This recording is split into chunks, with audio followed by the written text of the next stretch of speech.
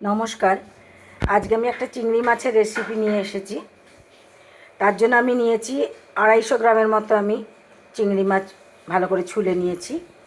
আর এখানে এই চামচটার 1 চামচ পোস্ত আর 1 চামচ এই সাদা সর্ষে আর কালো সর্ষে মিশিয়ে নিয়েছি।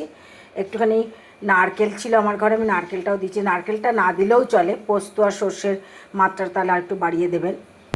যেহেতু আমার শরীরের জন্য সর্ষেটা অতটা ভালো নয়, যেন আমি সর্ষেটা কমই নিয়েছি। একটু নারকেল নিয়েছি আর নিয়েছি লাউ শাক। তো এবার আমি আগে লাউ শাকটাকে ভেজে নেব।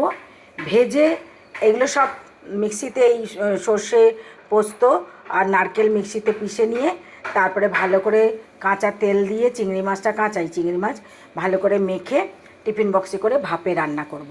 এই যে আমি এতটা তেল দিয়েছি, এই তেল দিয়ে আমি এখন শাকটাকে ভেজে নেব। এই যে আমি সর্ষে পোস্তটা না একটু শুকনো আগে পিষে নিলাম, তাহলে কী হবে, যখন জল দিয়ে পিষবো তখন ভালো মতো পিষা যাবে। আর এই যে শাকটা আমার আর একটু নরম হয়ে যাক, আমি কিন্তু তেলেই শুধু দিয়েছি, আমি একটুখানি নুনও দিইনি, কিছুও দিইনি। এখন আমি কোনো নুন টুন কিছু দেবো না, যখন মাখবো তখন আমি নুনটা দেবো। শাকটা আর একটু কমে আসুক, তারপরে শাকটা নামিয়ে নেব। এবার আমি 2টো কাঁচা লঙ্কা দেবো পেশার সময়, আর 3টে আমি চিড়ে দেবো। ঝালটা আপনারা আপনাদের স্বাদ মতো দেবেন। এবার আমি নারকেলটা দিয়ে জল দিয়ে এবার আমি এটাকে পিষবো। এই যে আমি আমার সর্ষে পোস্ত আর নারকেল বাটা, চিংড়ি মাছটা নিচে আছে আমি ঢেলে দিয়েছি। শাকটা ভেজে শুধু তেলের মধ্যে, কোনো নুন হলুদ দেবেন না, ভেজে আমি এবার এগুলো সব মেশাবো। নুন হলুদ দিয়েছি, আপনাদের আন্দাজ মতো নুন দেবেন, ঝালটাও আপনারা আন্দাজ মতো দেবেন।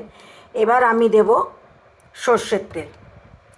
সর্ষের তেলটা প্রায় 2 চামচের মতো দেব।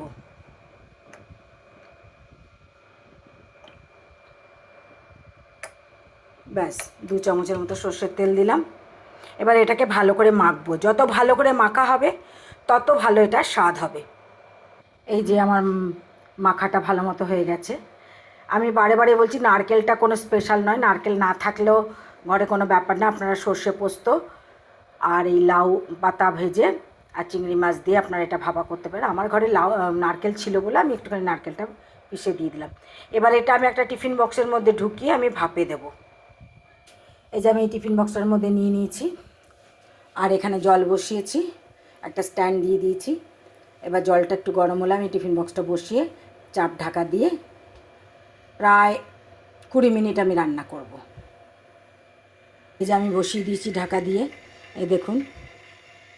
এবার এটা ঢাকা দিয়ে এবার হতে থাকবে 20 মিনিট।